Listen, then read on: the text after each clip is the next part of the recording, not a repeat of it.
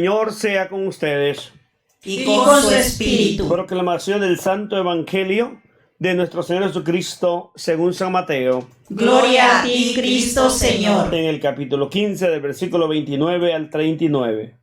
De allí Jesús volvió a la orilla del mar de Galilea y subiendo al cerro se sentó en ese lugar. Un gentío muy numeroso se acercó a él trayendo mudos, ciegos, cojos, mancos y personas con muchas otras enfermedades. Los colocaron a los pies de Jesús y él los sanó. La gente quedó maravillada al ver que hablaban los mudos, caminaban los cojos, que los lisiados quedaban sanos y los ciegos recuperaban la vista. Todos glorificaban al Dios de Israel. Jesús llamó a sus discípulos y les dijo: siento compasión de esta gente, pues hace ya 3 días que me siguen y no tienen comida, y no quiero despedirlos en ayunas, porque temo que se desmayen en el camino. Sus discípulos le respondieron: estamos en un desierto. ¿Dónde vamos a encontrar suficiente pan como para alimentar a tanta gente? Jesús les dijo: ¿cuántos panes tienen ustedes? Respondieron: 7 y algunos pescaditos. Entonces Jesús mandó a la gente que se sentara en el suelo. Tomó luego los 7 panes y los pescaditos, dio gracias y los partió. Iba entregándoselos a los discípulos y esto lo repartían a la gente. Todos comieron hasta saciarse y llenaron 7 cestos con los pedazos que sobraron. Los que habían comido eran 4,000 hombres, sin contar mujeres y niños. Después Jesús despidió a la muchedumbre, subió a la barca y fue al territorio de Magadán. El Evangelio del Señor. Te alabamos, Cristo Señor. Muy interesante en esta segunda multiplicación de panes. En primer lugar, se da la parte donde el pueblo busca a Jesús y donde Jesús se encuentra con la realidad cotidiana del pueblo pobre que sufre, que ha sido marginado por la pobreza, las enfermedades, como decimos, los menos favorecidos. Aquí hay ciegos, sordos, cojos, hay de toda índole de personas enfermas.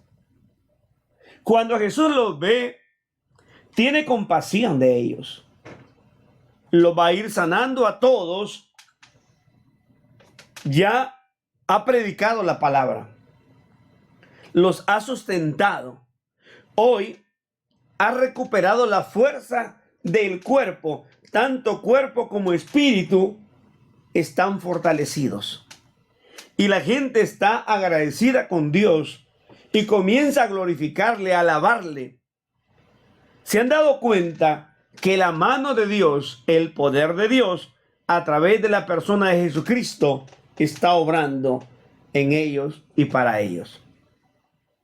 Y en este texto es lo opuesto al primer milagro, donde fueron los discípulos los que le dijeron al Señor: mira, Señor, eres un injusto. En otras palabras, el pueblo se va a desmayar.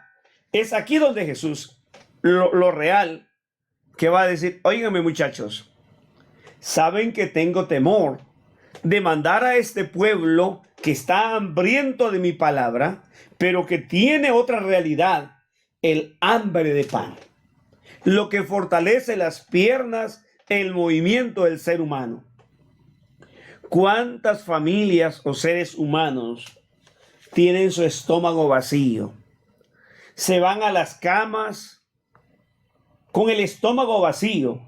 Niños que van en nuestros países tercermundistas sin un vaso de leche o de café al menos, sin un pedazo de pan o de tortilla a la escuela.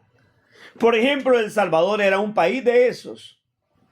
Llegó un gobierno que comenzó a ver que era importante el poder alimentar a los pobres para que los pobres pudieran estudiar.